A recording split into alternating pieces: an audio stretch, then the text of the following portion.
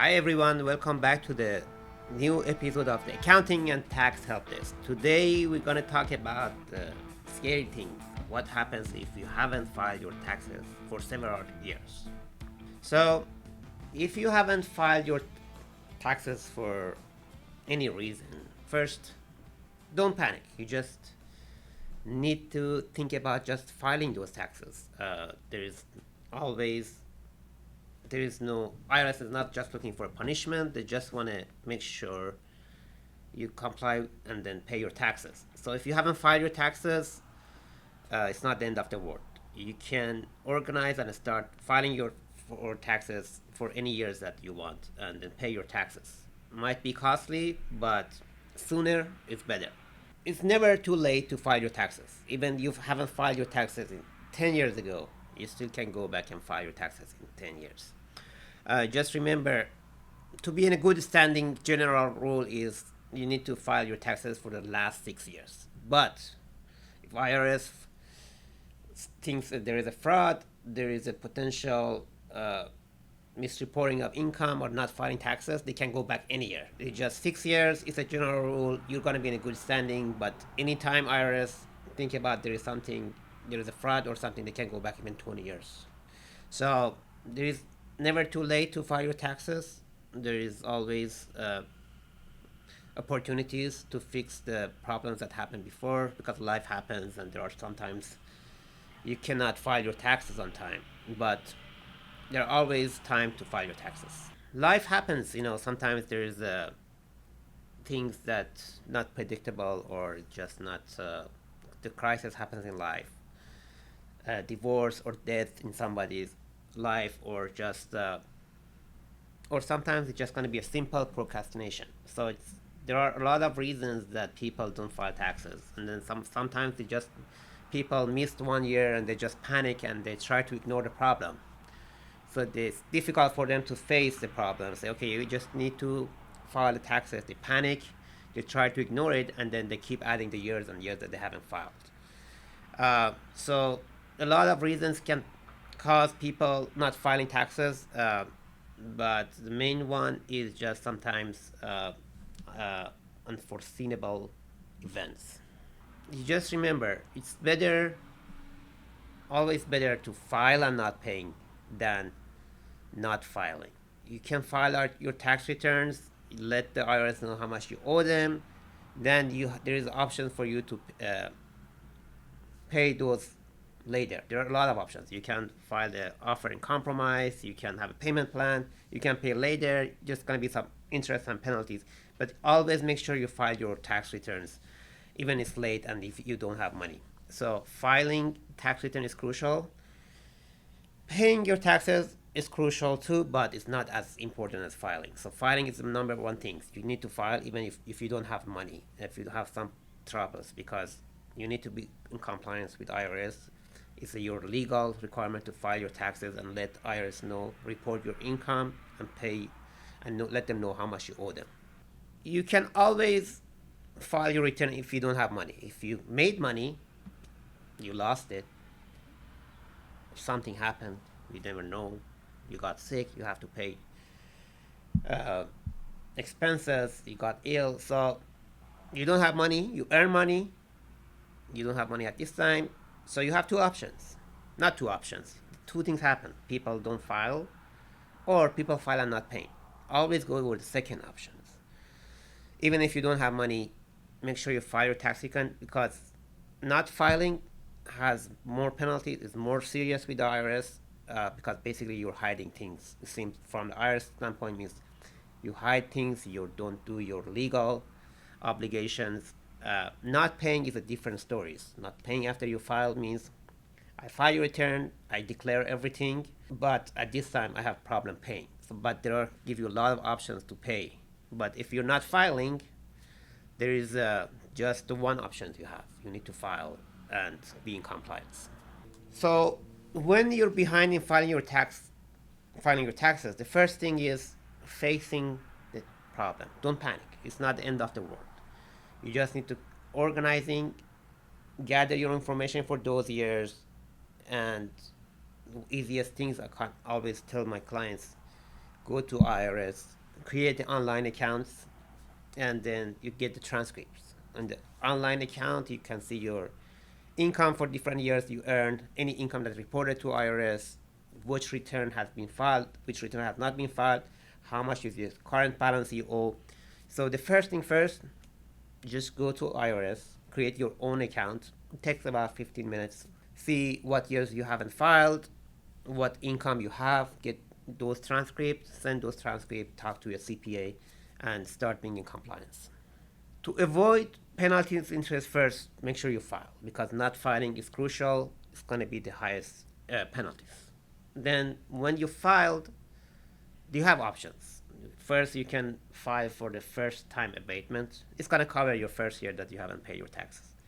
If you have a reasonable cause, and it's reasonable, it's not just random things. It needs to be really reasonable. You can waive your penalties, but that comes with the communication with IRS. You should have a good case, let them know what's the reason, and if IRS consider that a reasonable cause, they can waive your penalties. If you start a payment plan to reduce your payment, because now the IRS see you're in compliance, you start thinking about paying back, so they're gonna reduce your payment and penalties. If you don't have any more assets, you can prepare offer in compromise. Suggest to IRS, these are assets I have this much, I'm able to pay you back. What would be my situation? Sometimes IRS wants to, they know your situation. They say, okay, this person owes this much money, but they can't pay us back this much. So it's better to get some instead of nothing. So when you file, you have a lot of options to decrease your interest and penalties. So earlier you file, even you're late for your tax returns, you have better options. You can start planning, paying your taxes with different options that we talked about. So what is the offer compromise we talk about? Offer compromise is list your financial situation.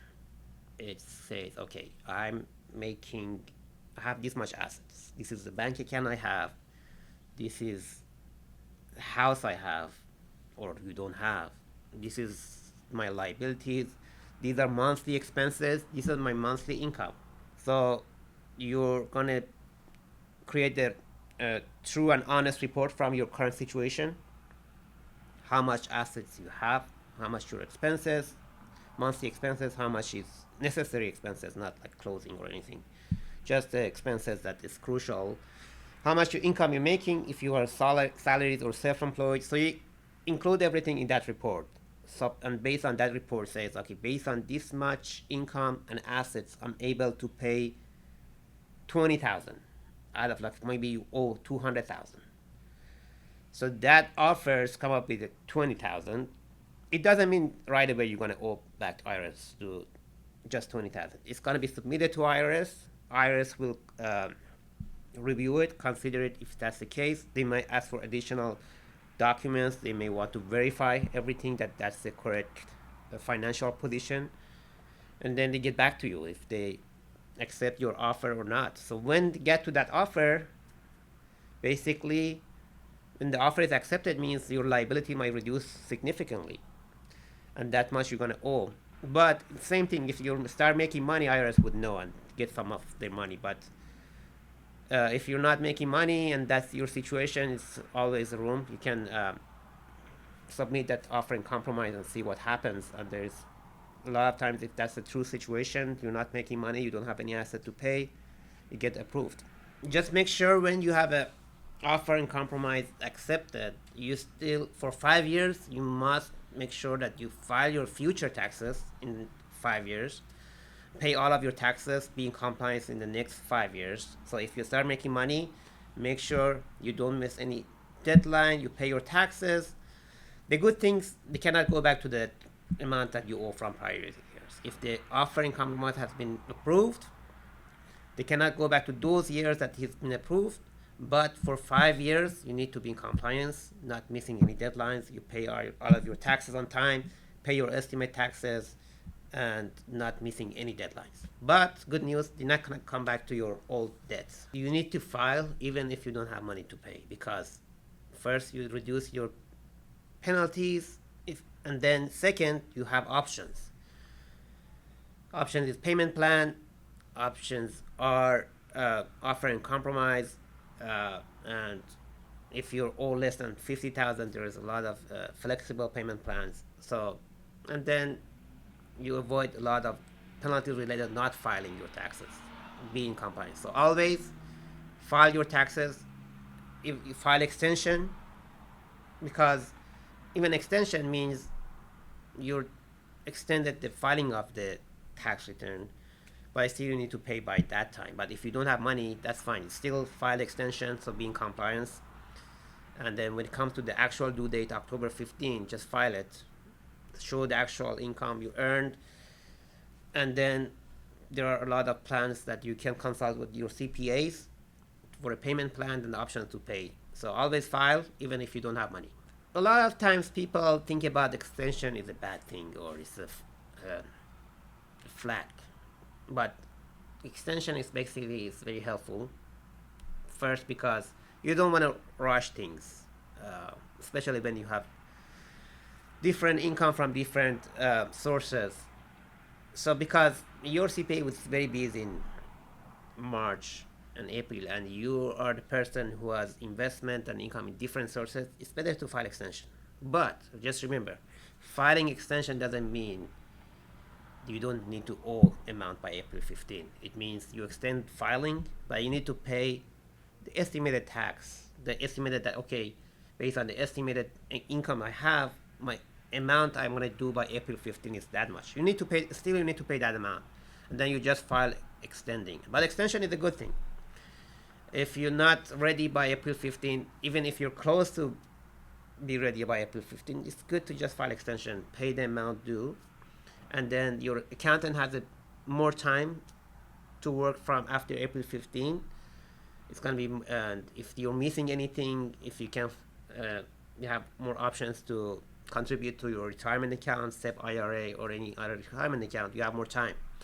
So extension is not a bad thing. A lot of times would be more helpful to file extension, and then doesn't arise a red flag for IRS, because extension is a legal thing and it's recommended in a lot of scenarios.